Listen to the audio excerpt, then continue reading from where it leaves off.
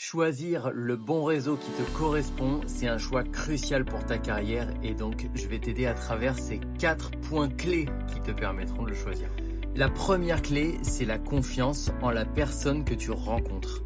Attention, je ne parle pas d'une seule rencontre. Moi, ce que je vous propose, c'est de vous voir un peu plus que ça pour justement que tu aies le temps de te faire une idée sur qui est réellement cette personne et dans différents moments de la journée ou de la semaine. Mais c'est avant tout une question de confiance. Le deuxième point clé, ce sont les supports de formation.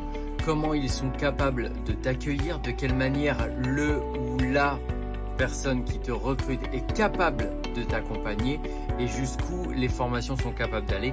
Et surtout maintenant, très important, être conventionné Calliope, donc reconnaissance nationale. Le troisième point primordial, c'est les outils qui te sont mis à disposition. Un extranet qui te facilite la vie, mais c'est surtout le plus important, le cœur du métier pour tes clients, la multidiffusion. Quels sont les sites sur lesquels tu vas être présent et tu vas permettre à tes clients d'être présents. Et ensuite, il y a des supports de vidéos, de visites virtuelles, des qualités de photos, etc., etc. Quatrième point ultra important, c'est la rémunération. La rémunération, elle doit se faire en fonction de tes propres objectifs, de tes propres besoins. Et donc, comme ils peuvent changer dans le temps, et ben donc il est possible que ta rémunération et tes envies de changement d'horizon existent. Donc, choisis dans un premier temps le réseau sur lequel tu veux concentrer ton énergie. Est-ce que tu veux commencer par de la transaction et uniquement de la transaction ? Est-ce que tu veux faire de la transaction et de la location ? Est-ce que tu veux faire de la transaction et de la gestion ? Mais surtout, est-ce que tu veux aussi créer ou non une équipe ? Parce que c'est possible que ça ne t'intéresse pas.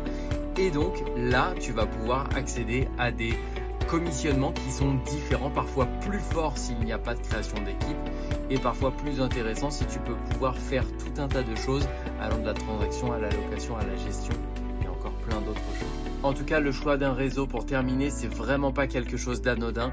Et même si on peut changer dans sa vie, il ne faut pas changer trop de fois non plus pour éviter de se griller sur notamment les réseaux et à travers ton réseau de manière globale, comme étant une personne qui a tendance à changer souvent et qui du coup ne se remet pas forcément elle-même en question.